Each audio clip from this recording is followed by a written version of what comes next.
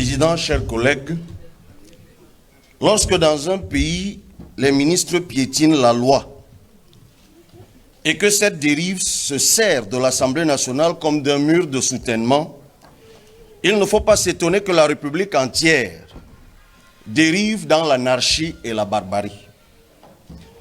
Quand ici nous piétinons la loi cadre de la décentralisation, dont la gestation a été douloureuse lors du grand dialogue national, dont le prétexte est bien connu, un amoncellement de morts, nous nous rendons, chers collègues, complices de ceux qui infligent des souffrances aux Camerounais en privant les élus locaux de moyens leur permettant d'alléger la misère des gens.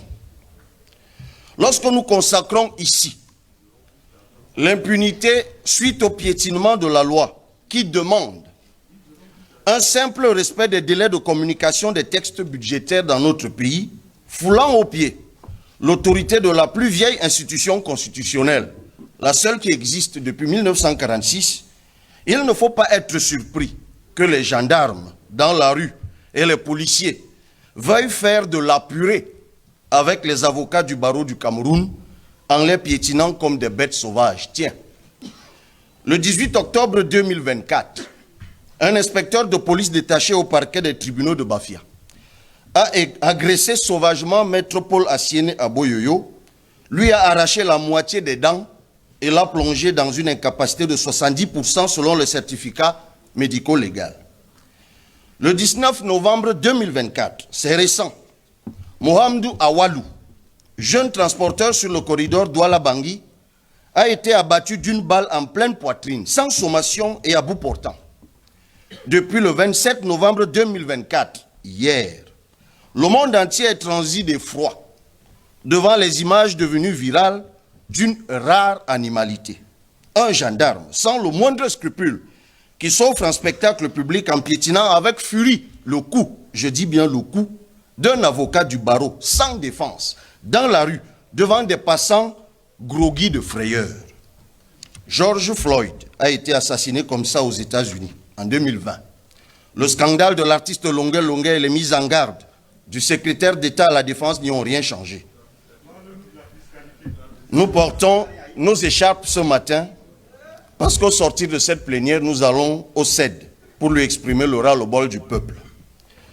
Messieurs les membres du gouvernement, si la loi cadre de la décentralisation de 2019 ne vous convient pas, abrogez-la.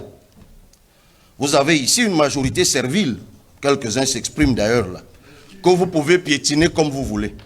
Pourquoi vous vous échinez même à écrire des lois? Fermez une fois l'Assemblée nationale puisque tout vous est permis. À l'article C53, le projet de loi dispose que les tarifs par zone de la taxe foncière sur la propriété immobilière, la TFPI, seront fixés par un texte particulier. Il s'agit d'une violation flagrante des stipulations de l'article 26 de la Constitution que voici. Sont du domaine de la loi la création des impôts et taxes et la détermination de l'assiette, du taux et des modalités de recouvrement de ceux-ci. Mais évidemment, la Constitution représente quoi pour vous? Que du papier. Vous pouvez la piétiner comme vous voulez. À l'article C149, vous décidez enfin de régler définitivement vos comptes avec la dotation générale de la décentralisation. Vous tracez les contours des fonds répartissables. Les exclusions consacrées dans l'assiette de la DGD peuvent d'ailleurs, à nos yeux, trouver une justification technique acceptable. Par contre, ce qui retient notre attention, c'est l'exclusion des opérations d'ordre. Vous faites donc enfin un aveu qui devrait pourtant vous obliger à changer d'orientation budgétaire. L'opération d'ordre, pour rappel à ceux qui bavardent là, est une opération de trésorerie d'un comptable qui n'a pas encaissé de l'argent liquide, mais qui doit constater une recette sur la base de simples écritures. C'est le cas de ce qu'on appelle la retenue à la source des impôts. Dans la commande publique, l'État, au moment de payer les prestataires, retient les impôts à la source. Mais c'est une opération à somme nulle, puisque c'est le payeur qui prétend percevoir au moment de payer une partie de ce qu'il est censé payer. Pourtant, ce qui est judicieux, c'est de payer totalement les prestataires, afin que l'argent ainsi payé circule dans l'économie et génère une valeur ajoutée qui va payer l'impôt plus tard.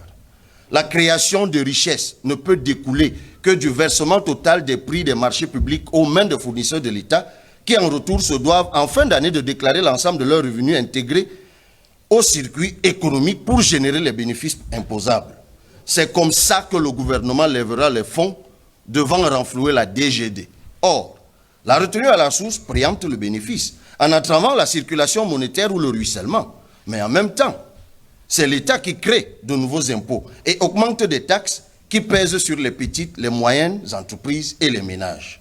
La conduite d'une politique fiscale expansionniste, monsieur le ministre, caractérisée par une inflation de taux d'imposition, de nouveaux tarifs et de la multiplicité des procédures, justifie en partie les remarques négatives du GECAM et des autres organismes syndicaux et de protection des consommateurs relativement au climat des affaires. Le croc en jambe que cette loi fait aux petites entreprises va renforcer cette opinion. La vérité, monsieur le ministre, c'est que cette loi sur la fiscalité locale n'est ni plus ni moins que du banditisme politique. Vous utilisez les communes et les régions comme des faire-valoir. Vous vous en servez comme prétexte pour créer de nouveaux impôts et pour augmenter d'autres taxes. Ça donne l'apparence de création de la nouvelle ressource, quelqu'un le disait tout à l'heure. Mais en réalité, ces ressources vont juste rentrer dans le circuit gabégique habituel et surtout asphyxier les petites entreprises et les ménages. Quand la taxe d'abattage d'une tête de bœuf passe de 1 000 francs à 2 500, celle d'une tête de porc passe de 400 à 1 500, celle d'une tête de mouton de 250 francs à 1 000 francs, celle d'un coq de 0 francs à 250. Je ne parle même pas de l'impôt du timbre communal qui passe de 200 francs à 500 francs. C'est quoi le but? Si ce n'est de provoquer l'augmentation des prix en fin d'année et l'aggravation de la pauvreté des gens. Ce que les mairies, les communes et les régions attendent de cette réforme, c'est le respect de la volonté du peuple en permettant aux élus d'avoir les moyens de régler leurs problèmes. Mais cette loi durcit plutôt la caporalisation des ressources par l'État central. La vérité est simple. Vous ne voulez pas la décentralisation. La centralisation dont font l'objet tous les impôts communaux aux fins de péréquation n'est pas juste dès lors qu'elle n'apporte pas un réel privilège de distribution pour la commune d'origine de la recette. Je fais une petite illustration pour sortir. Le produit de la redevance forestière, monsieur le ministre, la redevance annuelle, qui arrive dans les caisses du trésor public, est partagé entre l'État qui récupère 50% et les communes qui s'en tirent avec le reste. Mais en réalité, la quote-part des 50% affectés aux communes est répartie comme suit en vertu des dispositions de l'article 243 du Code général des impôts.